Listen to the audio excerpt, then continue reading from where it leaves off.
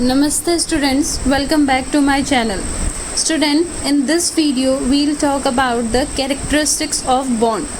A bond is characterized with the help of four parameters. These four parameters are bond length, bond angle, bond energy and bond order. So without any delay, let's get started.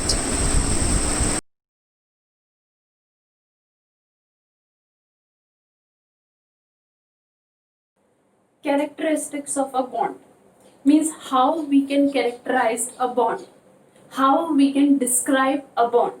Now we can characterize a bond with the help of four bond parameters. We have four bond parameters with the help of which we can characterize a bond. Now what are these four parameters? These four parameters are bond length, bond energy, which is also known as bond dissociation energy, bond angle and bond order. So we have to study these four parameters with the help of which we can characterize the bond. So we have four parameters. We have four parameters with the help of which we can characterize a bond. These four parameters are bond length,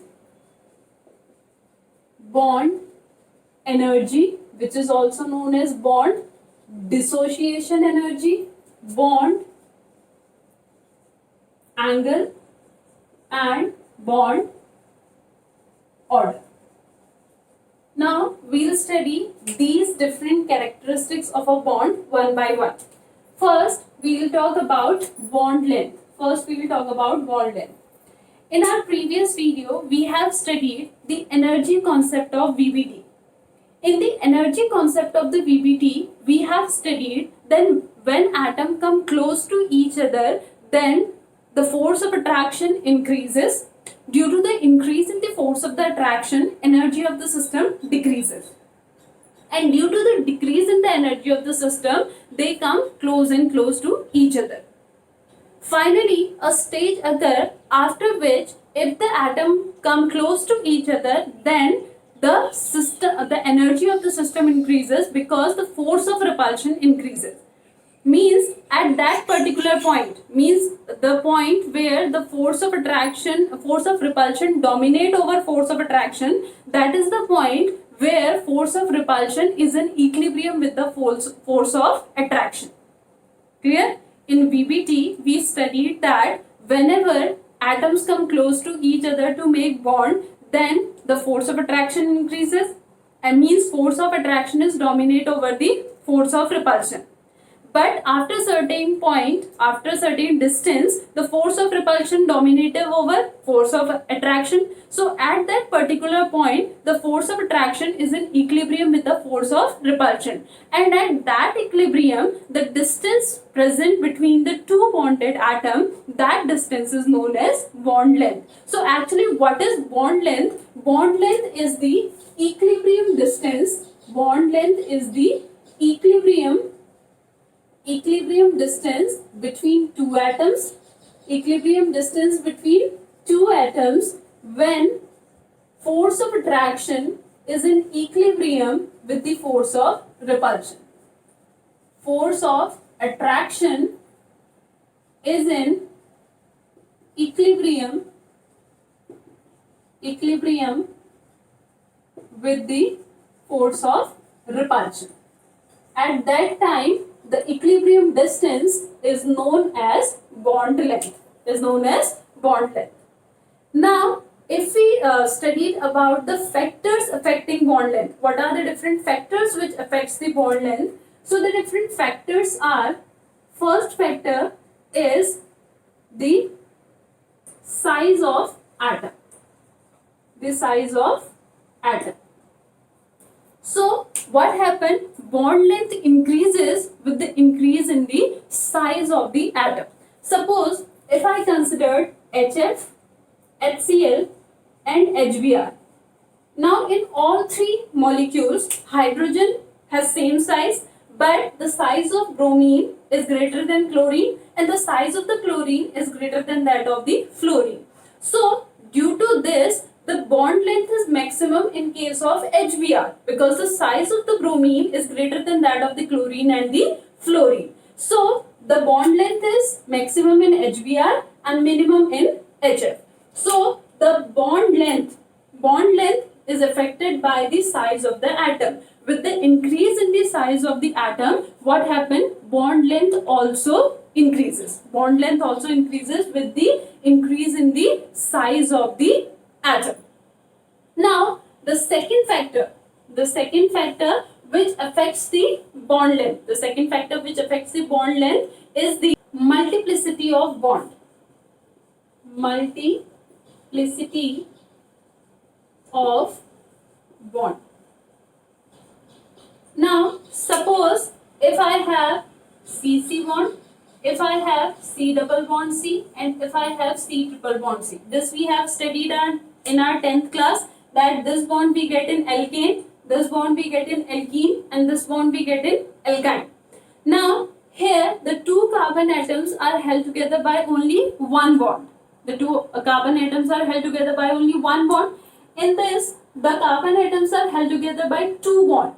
Means two. Suppose I have to break only one stick. Suppose I have to break only one stick, I can break it.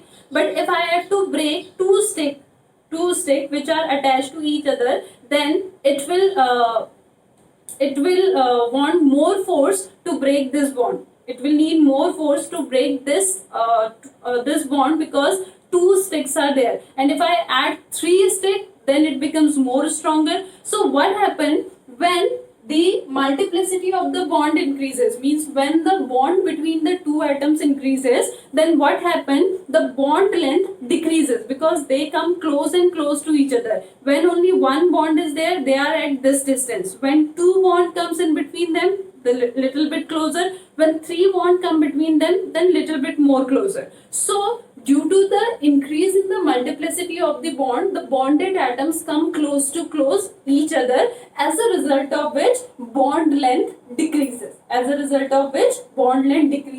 So maximum bond length we get in CC and minimum bond length we get in C triple bond C. So bond length is the equilibrium distance between the two bonded atoms where the force of attraction is in equilibrium with the force of the repulsion. The bond length is affected by the two factors, that is the size of the atom and the multiplicity of the bond. Due to the increase in the size of the atom, what happened? Bond length increases, and due to the multiplicity of the bond, due to the increase in the multiplicity of the bond length decreases. So due to the increase in the size of the atom, bond length increases, and due to the increase in the multiplicity, bond length decreases. There is one more factor, that is the hybridization of the atom, that we will discuss later on. When we study the hybridization topic, then we will study that how hybridization of atom affect the bond length. So this is about the bond length. Now we will study the bond energy. Now what is bond energy? Again we will move to VBT, the energy concept. In energy concept of VBT, we studied that when atoms come close to each other to make a bond, they release the amount of energy due to the force of attraction. So the amount of energy which is released by the atoms to make a bond, that amount of energy is required to break the bond. Means when suppose two atoms are coming close to each other and they are losing 74 kilojoule of energy in making the bond. Two atoms when come close together and they are making bond, they are making molecule. So at that time, if they release suppose 74 kilojoule of energy, then if we want to break the bond between these two atoms, we require 74 kilojoule of energy. So when 74 kilojoule of energy is given to that particular molecule, then the molecule gets separated into the gaseous atoms. So the amount of energy which is required to break the bond of 1 mole of the compound into the gaseous isolated atom, that amount of energy is known as bond dissociation energy or bond energy.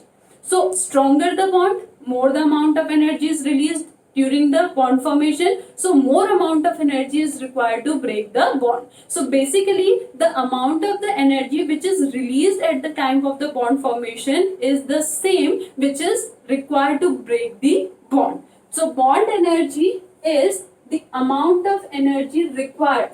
It is the amount of energy required to break the bond of 1 mole of the compound, 1 mole of the compound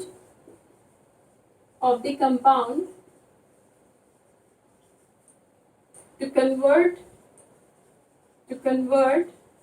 it into isolated gaseous atom, to convert into isolated gaseous atoms.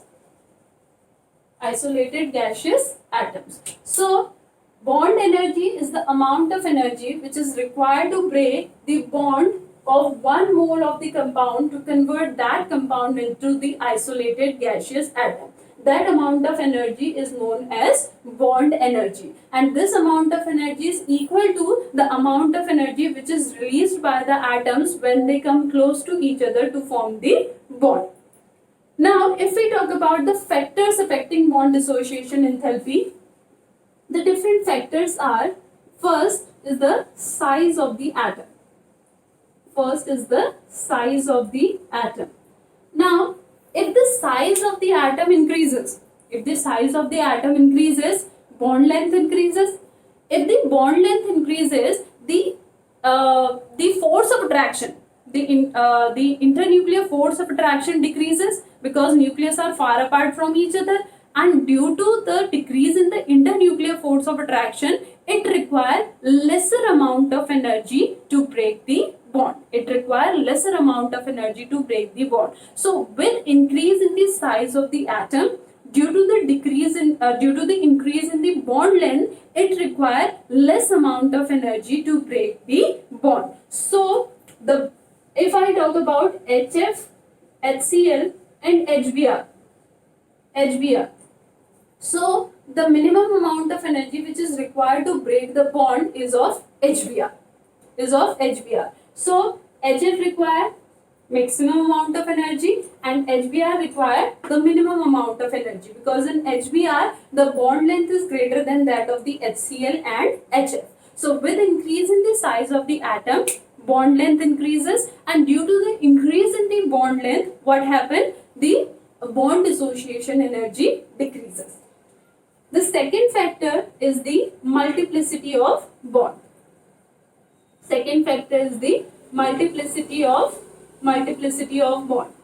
Now, with increase in the multiplicity, what happens? Bond length decreases. With increase in the multiplicity, with increase in the number of the bonds, bond length decreases. And if bond length decreases, nucleus come close to each other, as a result of which the force of attraction exerted by the nucleus on the electron increases, and if the force of attraction increases, it becomes difficult for us to break that particular bond, as a result of which bond dissociation enthalpy increases. So with increase in the bond length, with increase in the multiplicity of the bond length decreases and bond energy increases. So if I talk about CC, C double bond C and C triple bond C, in triple bond C the bond dissociation enthalpy is maximum, and in C double bond C the bond dissociation enthalpy is minimum. From these two factors we get to know that bond length and bond energy are inversely related to each other. Greater the bond length, lesser is the bond energy. Smaller is the bond length, greater is the bond energy. Now the third factor which affects the bond dissociation energy is the number of lone pairs present around the bonded atoms. Now what happened? due to the increase in the number of the lone pairs around the bonded atoms, the electronic repulsions between the bonded atoms increases. And due to the increase in the electronic repulsion, the energy of that particular bond increases, and if the energy of that particular bond increases, the stability decreases, and we require less amount of energy to break that particular bond. Suppose if I talk about CC, NN, OO and FF. Suppose if single bond are present between these atoms. Now in carbon, one electron is shared by the carbon, so the remaining are 3 electrons. Here also 3 electrons. In nitrogen, total 5 electrons are there. If shared, one is shared, then 4 electrons are there around the nitrogen. In oxygen, we get 5 electrons, and in fluorine we get 6 electrons around the fluorine atom. So what happened? Due to the increase in the number of the electrons around the bonded atoms, the force of repulsion between the electrons, between the lone pairs increases. As a result of which the stability of the bond decreases, and due to the decrease in the stability of the bond, it takes a lesser amount of energy to break that particular bond. So if we compare these bond dissociation energy in these bonds, then we require less amount of energy in FF and the greater amount of energy in CC, because in CC we have 3 electrons. 3 electron here and 3 electron here, but in F we have 6 electron. So much amount of repulsion is there in fluorine as compared to the carbon, as a result of which less amount of energy is required to break the bond. So greater the number of the lone pairs around the bonded atom, more is the inter-electronic repulsion, and more is the repulsion means lesser is the energy. So these are the 3 factors which affects the bond energy. So what is bond energy? Amount of energy which is required to break the bond of a molecule or a compound, to convert that molecule or compound into the gaseous atom, and size of the atom, multiplicity of the bond, and the number of the bond pairs are the effect which affects the bond energy. Now we will talk about the third characteristic of a bond, that is the bond angle. Now bond angle. For bond angle, we will not talk about VBD, we will talk about VSEPR theory.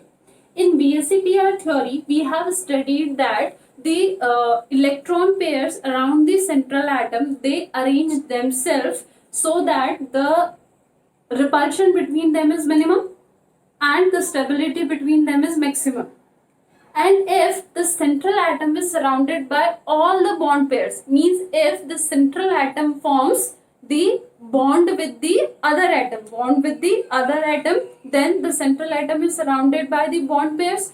And if the central atom is surrounded by bond pairs, all bond pairs, then the angle between the two bonds is known as bond angle. So the angle between the two bonds, or if we say diagrammatically, the angle between two lines, that is a bond angle. So bond angle is the angle between two bonds. Bond angle is the angle between two bonds, or angle between two lines.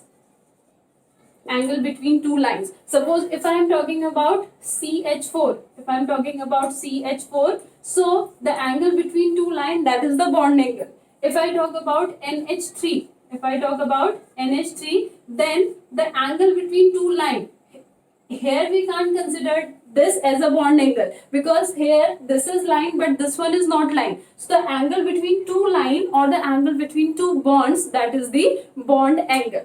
Now in VSEPR we have studied that the bond angle is influenced by the bond pairs and the lone pairs. So the factors which affect the bond angle is the lone pair, which is present around the central atom. If the central atom is surrounded by all the bond pair, then it has that angle where the repulsion is minimum and the stability is maximum.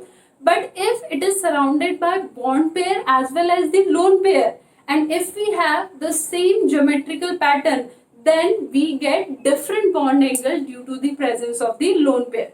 For example, in CH4 and NH3, in both the case, we know that we have five atoms, out of which one is the central atom and four are present around means we have four electron pairs. We have four electron pairs. In methane, all the electron pairs are present as a bond pair, but in ammonia, three are present as a bond pair and one is present as a lone pair. So here the angle is 109.5 degree, but due to the presence of lone pair, here the angle is less than 109.5 degree. Here the angle is less than 109.5 degree. So bond angle is basically the angle which is present between the two bonds. When the electrons arrange themselves in the 3D structure, arrange themselves in the space, at that time the angle created by the electrons, the angle created by the atoms or the electrons, that is known as bond angle when the electrons are present as a bond pair. So the angle between two bonds or two lines, that is known as bond angle, and bond angle is influenced by the lone pair. Bond angle is influenced by the lone pair. Bond angle is also influenced by the electronegativity. Bond angle is also influenced by the electronegativity.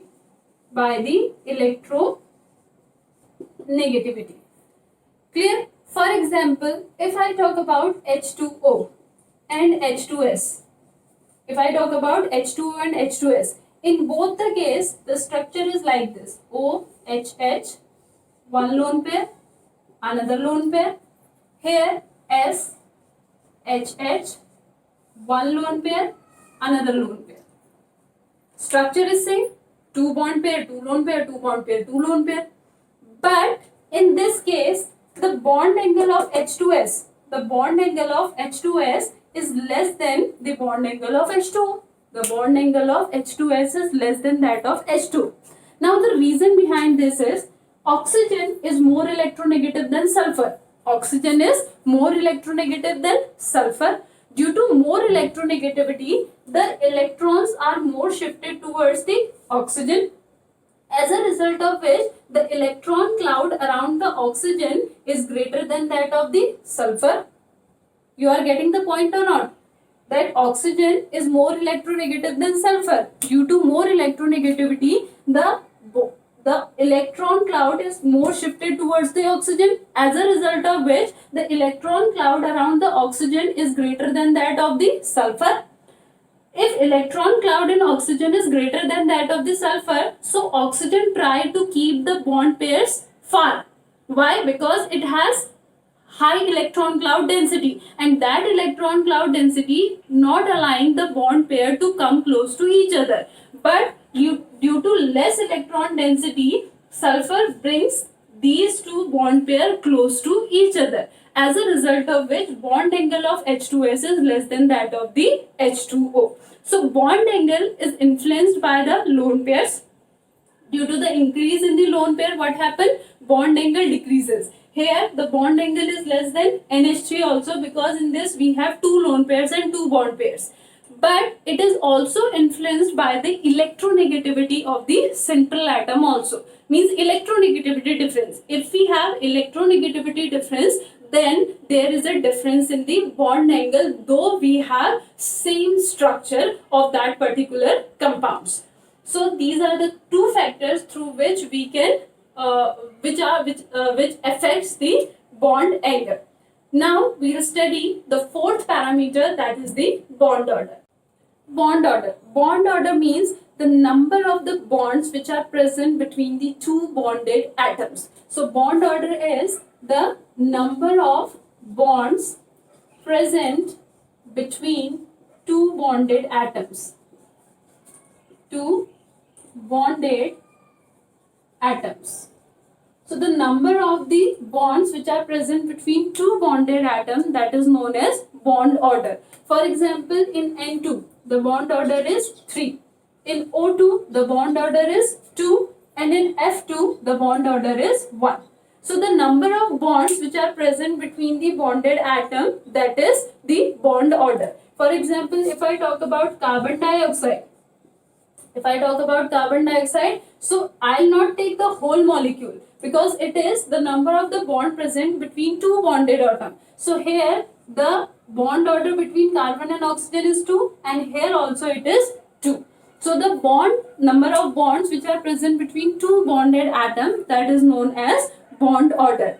And this is also known as multiplicity of the bond. So greater the number of the bonds, greater is the stability of that particular bond, and greater is the bond association enthalpy. Less is the bond order. If the bond order is less, then the lesser is the stability of that particular bond, and less amount of energy is required to break that particular bond. And there is an interesting fact that we have studied the isoelectronic species. What are isoelectronic species? Those species in which we have same number of electrons. So those species in which we have same number of electrons, those species are known as isoelectronic species. And in isoelectronic species, we have same number of bond order. In isoelectronic species, we have same number of bond order. For example, if I talk about F2 and O2 2 negative, if I talk about F2 and O2 2 negative, F2 and O2 2 negative. Now in F2, the number of electrons, are 18. In F2, the number of electrons are 18 because in F we have 9 electrons. So in F2 we have 18 electrons, and in O2 we have 16 electrons, but here it is 2 negative. So here also we have 18 electrons. So these are isoelectronic species. And if we have one bond order in FF, then we have one bond order in OO also. So the isoelectronic species have same number of bond order. So these are the 4 parameters with the help of which we can easily describe a bond. We can characterize a bond. So students, that's all for today. If you have any query, you may ask. I'll see you in my next video with a new topic.